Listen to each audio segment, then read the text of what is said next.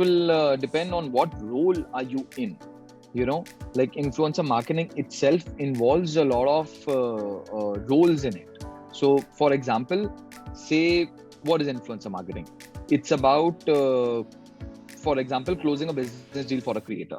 When you close a business deal for a creator, there are multiple steps to it, right? There is a person who needs to talk to the creator, make them understand what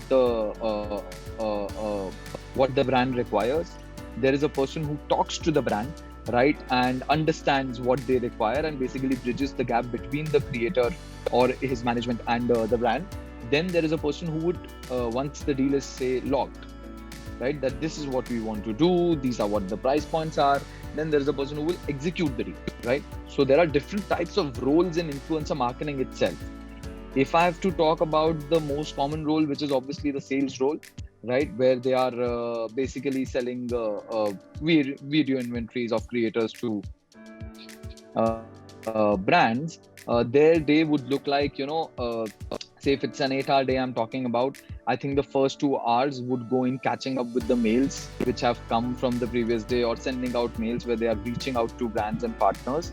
The next 2-3 hours would be very call heavy in that sense, where they would get on call with some of the leads which have been generated, or they would get on calls with some of the clients they are trying to reach out to, or they would get on calls with some of the creators who have the deal, but now the execution part starts, right? So that's about their 6 hours gone in the day, right? And I think the next 2 hours would be about planning what to do tomorrow, what loops need to be closed, right? You have to sit, I would say, I call that the laptop hour, the last hour of the day, that you have to sit and plan on where you've reached today, what all needs to be done, which all teams you need to coordinate with, because that's also a very big part of your plan.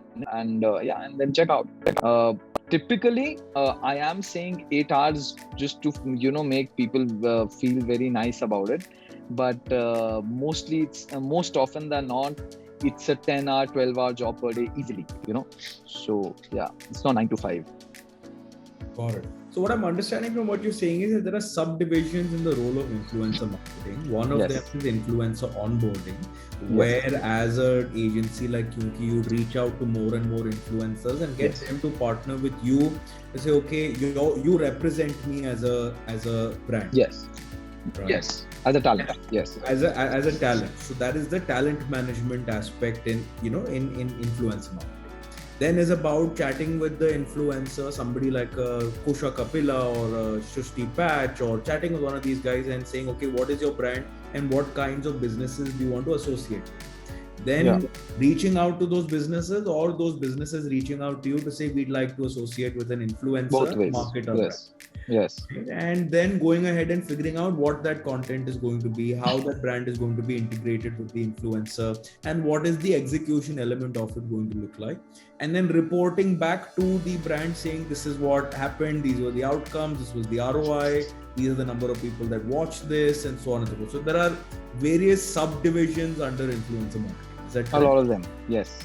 Got it. And have I covered most, or is there any one that I'm missing out on? So I would say, So see, you've summarized it perfectly, but I would say talent onboarding, right? Talent management, both of them are different things in that sense.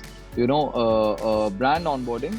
In brand onboarding, I can subdivide it between inbound and outbound. Inbound is the business where brands reach out to the creators. Outbound is where creators or their managements are reaching out to brands, right? Then it moves to execution. Execution is also of two types. One is very creator-led, where the scale of production is pretty low, so it can be produced by a creator on their phone itself, and it's easy and less time consuming. The other part would be a little production heavy, where they might need assistance from their companies or managements to basically execute those particular pieces of content, right? And then obviously it would be reporting of data, because a brand would like to understand how this has varied for them. Sometimes they will have standard metrics that, these are the metrics you need to report back to us. And sometimes you have to formulate a structure and give it to them.